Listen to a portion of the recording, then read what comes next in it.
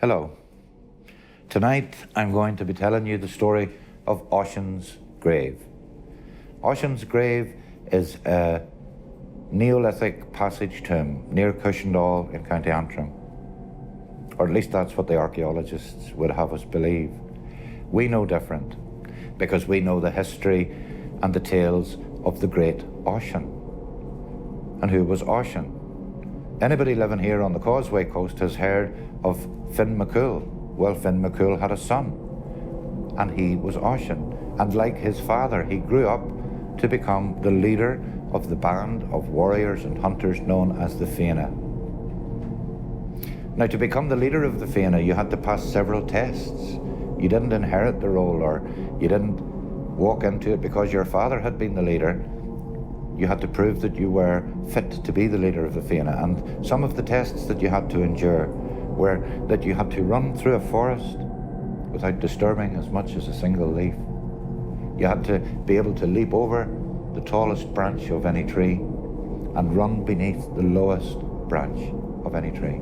And the final test was that you were buried in a pit to your waist, and 9 men with spears attacked you simultaneously, and you had to defend yourself without weapons against an attack by 9 men. And Ossian had succeeded in this and became the leader of the Fianna.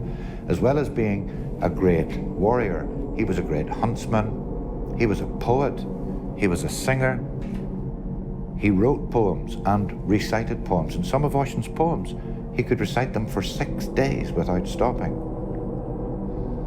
Now, Ossian hunted up in the corner of County Antrim that looks out over the Sea of Moyle, and he hunted there when he was resting from his job of protecting the King of Ireland. And he always had with him his band of warriors, and there were 14 of them in Cushendall, and they had hunted all day, and they hunted all the way around the shore to Glenarif, and they had caught nothing. By spear, by bow, by snare, or sling, they hadn't got a single, not even a rabbit. So they turned for home on their horses, disappointed at such a poor day's hunting. But as they turned, something caught Ossian's eye out to sea, and he noticed there was one of those very thick, white, rolling mists pouring in from the direction of Scotland. If you've ever seen a mist like that, you'll know that it can happen in a moment. The mist can seem a mile away, and then suddenly it's on top of you. And they waited, and his men turned in their saddles, and they looked, and they saw that in the middle of the mist there was a rider on a huge white horse. And as the mist and the rider came closer, they realized that it wasn't any rider, it was a young woman in the saddle. And as she came even closer, Ossian dismounted and walked forward to the water's edge, and he saw that it was the most beautiful woman he'd ever seen in his life. And she made shore, and she dismounted from her horse, and she walked forward. And Ossian said, "What is your name, you vision of beauty?" And she said, "My name is Neve, and I am the daughter of the King of the Sea. And I come from a land called Cheerin and Og." And in Irish, of course, cheer is the country, and Og is young or youthful. So she came from the land of youth. And he said, "I want to be with you. I want to spend eternity with you." And she laughed, and she said, "We've just met. What about your own people?" And he said, "I couldn't care less about my people. It's you I want." And she said, "It's not possible." He said, "Why?" She said, "Because in Tirnanog time does not pass the same as it passes here in Ireland. If you come away with me to Tirnanog, you will never be able to return to your own people." He said, "I don't care. My heart is bursting with love for you. Please let me come with you and let us be married." And she agreed, and he climbed up on her huge white horse, and they sailed off out to sea again in the mist. And Ossian and Neve started their life together in Tirnanog, and they were happy. And they were made welcome by the King of the Sea and the people of Tirnanog. And everything was good for 1 year. And after 1 year, Ossian became desperately homesick for Ireland. Every morning he woke, he couldn't stop thinking about his own people who he had left behind. He couldn't stop remembering hunting in the hills of Ireland. He went to Niamh and he said, "Darling, I want to go home and visit my people." And she said, "It's impossible." And he said, "But my heart is breaking with homesickness.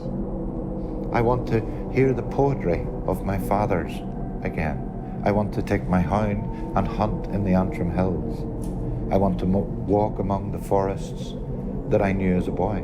And she said, "Ossian, you've been here for 1 year, but in Ireland, 300 years have passed.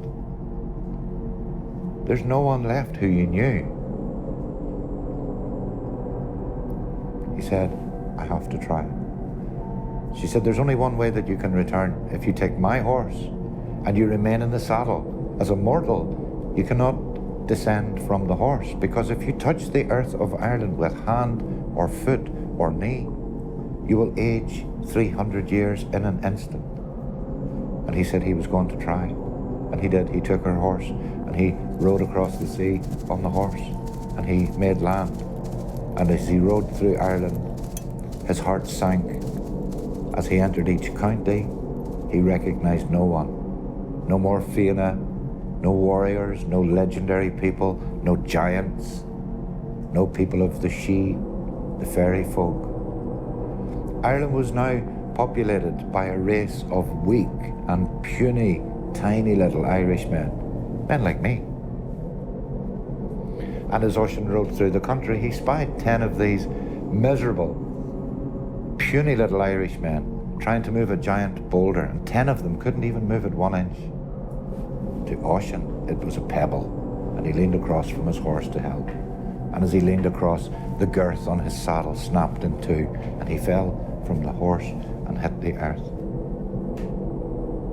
Immediately he was transformed into an ancient man. 300 years came on him in a moment. And he lay there. Now the 10 men who he had offered to help, they weren't stupid. They had listened at their mother's knee to the tales of the Fianna and the tales of Ossian and his father Finn McCool, and they knew who this was, and they embraced him, and they cradled him in their arms, and he passed away.